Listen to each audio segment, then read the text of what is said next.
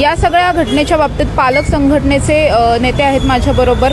काय सांगाल तुम्ही स्वतः शाळेमध्ये गेला होता, तुमची संपूर्ण टीम जी आहे ती तिथल्या प्राध्यापकांना भेटली, काय झालं नेमकं बोलणं आणि जे काही झालं ते इतकं गंभीर आहे की जरी आता त्यांनी माफी मागितली तरी जी घटना घडली ती पुन्हा दुरुस्त केली जाऊ शकत? सर्वप्रथम या घटनेचा मी तीव्र शब्दात निषेध करतो आणि जे पालक ज्या आत्ता दुःखाच्या पालकांवर जे दुःख कोसळलेलं आहे त्यांच्या दुःखात मी सहभागी होतो.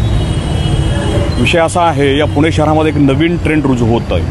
म्हणजे तो इयत्ता 9वीतला मुलांना फोकस करून टार्गेट करून इयत्ता 10वीचा निकाल जास्त लागवण्यासाठी 10वीची टक्केवारी वाढवण्यासाठी हे प्रकार केले जातात. आमचं हे अनेक दिवसापासून आमच्या निदर्शनास आलेलं आहे. पण याच्याविरुद्ध आवाज उठवणं गरजेचं होतं आणि त्याच्यामुळं आम्ही हा आवाज उठवलेला आहे. विषय असा आहे, फक्त ही या शाळेतली घटना नसून अशा अनेक घटना अनेक शाळांमध्ये पुणे शहरातल्या पुणे जिल्ह्यातल्या झालेल्या आहेत.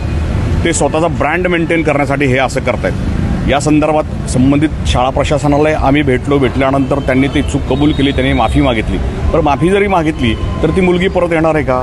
तर ती मुलगी येणार नाही आहे. तर माझं म्हणणं असं आहे की या पुणे शहरातल्या आज या पुणे शहराला विद्येचं माहेरघर म्हटलं जातं. या विद्येचे माहेरघर असणाऱ्या पुणे शहरामध्ये जर असे दुर्दैवी प्रकार जर घडत असतील तर हे पुणे शहराला काळीमा लावण्यासारखं आहे. तर अशा घटना या पुणे शहरामध्ये होऊ नये यासाठी प्रिकॉशन म्हणून या शासनाने काही प्रिकॉशन्स घेतल्या पाहिजेत.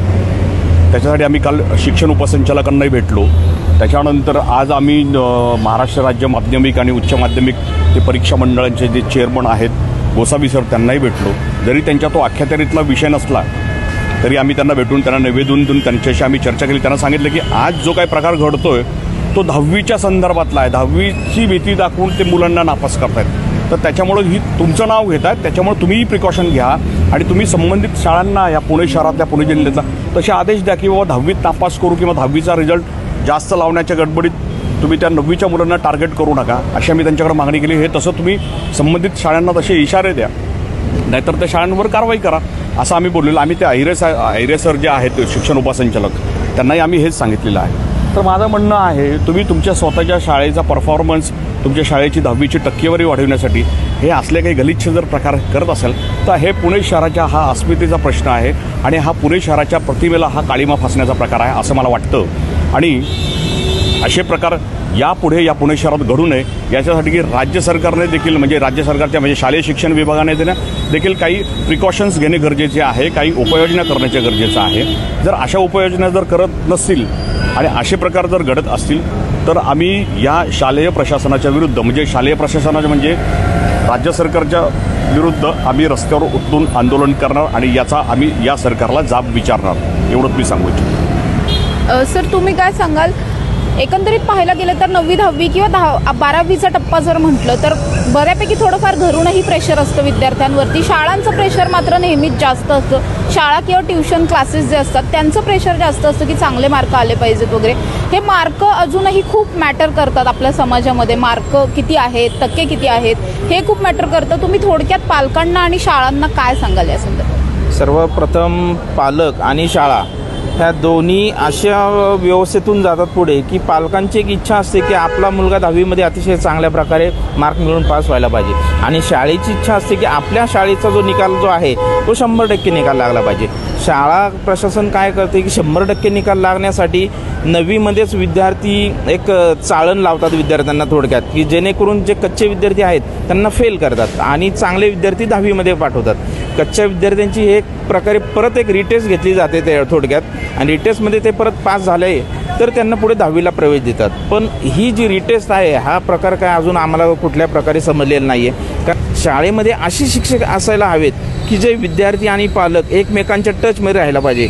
माझा स्वतःचा विद्यार्थी मुलगा जो आहे तो लोयला स्कूलमध्ये होता. लोयला स्कूलमध्ये एक मोमीन सर अशा प्रकारचे एक शिक्षक आहेत की जे शिक्षक विद्यार्थी आणि पालक यांच्या अतिशय टचमध्ये असायचे. मोमीन सरांची अशी दहशत होती की तो मुलगा कुठल्याही प्रकारे अनुचित प्रकार करणार नाही आणि भविष्यामध्ये तो मुलगा खरोखरच एक चांगल्या लेवलला जाणार अशी एक त्या शिक्षकांची हे होती म्हणजे वागणूक होती आणि शिकवण होती. अशाच प्रकारे मोरे विद्यालयामध्ये पण अशा प्रकारचे शिक्षक आहेत, किर्दक सर आहेत, गोरडे सर आहेत. अशा शिक्षकांची कमतरता ह्या शाळेला भासत आहे. असे शिक्षक जर प्रत्येक शाळेला लाभले तर मला वाटत नाही की बाबा असे अनुचित प्रकार भविष्यामध्ये घडतील म्हणून. कारण का शिक्षक विद्यार्थी आणि पालक हे एकमेकांना एक जोडणारे एक दुवा असला पाहिजे की जेणेकरून शिक्षक हा विद्यार्थ्यांच्या मनातलं जाणणारा शिक्षक आहे. अशा प्रकारचे शिक्षक खरोखरच लोयला स्कूलमध्ये जे मोमीन सर आहेत, नंतर सोफिया मॅडम आहेत, असे बऱ्याच प्रकारचे लोयला स्कूलमध्ये आहेत, मोरे विद्यालयामध्ये आहेत. म्हणजे विमलाबाई गरवारे स्कूलमध्ये पण एक आरनाळे सर होते प्राध्यापक. तेही असे विद्यार्थी आणि पालकांच्या फार जवळचे शिक्षक होते की जेणेकरून विद्यार्थ्यांचे प्रश्न जे काय आहेत ते सोडवत होते आणि सगळ्या गोष्टीमध्ये विद्यार्थ्यांच्या हिताचं जे काही आहे ते विद्यार्थ्यांच्या हिताच्या गोष्टीच ते सगळे बघायचे. म्हणजे विद्यार्थी पास कसा होईल, चांगल्या मार्काने पास कसा होईल, तो 10वीत गेल्यानंतर त्याचं भवितव्य कुठल्या प्रकारे चांगलं घडेल. तर अशा प्रकारचे शिक्षक मला असं वाटतं की असायला हवे. शिक्षक म्हणजे एक प्रकारे हाडाचे शिक्षक आहेत आणि असायला हवेत. तर ते मला आता कोणत्याही स्कूलमध्ये किंवा इतर आम्ही बऱ्याच ठिकाणी आंदोलनं करतो. आमचे अध्यक्ष दिलीप सिंग विश्वकर्मा यांच्या अखत्यारीत आम्ही आंदोलन करतो, पण आम्हाला असे शिक्षक जाणवत नाही आहेत की जे हाडाचे शिक्षक आहेत, ते विद्यार्थ्यांच्या हितासाठी कष्ट घेणारे शिक्षक आम्हाला जाणवत नाही आहेत. नक्कीच आपण बघतोय की ज्या प्रतिक्रिया उमटतात त्या प्रतिक्रियांच्या माध्यमातून आपल्याला समजतंय की हाडाचे शिक्षक नसून केवळ शाळेचा स्वार्थ बघणारे किंवा शाळेच्या हिताचा विचार करणारे शिक्षक हे जास्त झालेत. विद्यार्थी हिताचा विचार करणारे शिक्षक हे कुठेतरी कमी आहेत की काय असा प्रश्न सध्या निर्माण होतो आणि तसंच चित्रही सध्या दिसून येत आहे. खरं तर ज्या मुलीचा यामध्ये जीव गेलेला आहे ती मुलगी या सगळ्यातून परत येणार नाहीये. जरी शाळेने माफी मागितली, निवेदनं दिली, आंदोलनं केली, काहीही केलं तरी गेलेला जीव परत येणार नाही ही सत्य परिस्थिती आहे. आणि हा जो जीव गेलेला आहे, हा जो बळी गेलाय, तो केवळ आणि केवळ शाळा प्रशासनाच्या चुकीमुळे गेलेला आहे. त्यामुळे खरंच आयुष्यात कुठल्याही पद्धतीचे मार्क इतके महत्त्वाचे असतात का? एखाद्याच्या जीवापेक्षाही जास्त महत्त्वाचे मार्क किंवा पास होणं नापास होणं हे इतकं महत्त्वाचं असू शकतं का?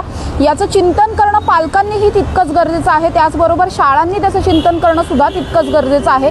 एक संधी जास्त दिली असती तरी सुद्धा ही मुलगी जी आहे ती आज आपल्यात असू शकली असती कदाचित. त्यामुळे एक संधी देणं गरजेचं आहे.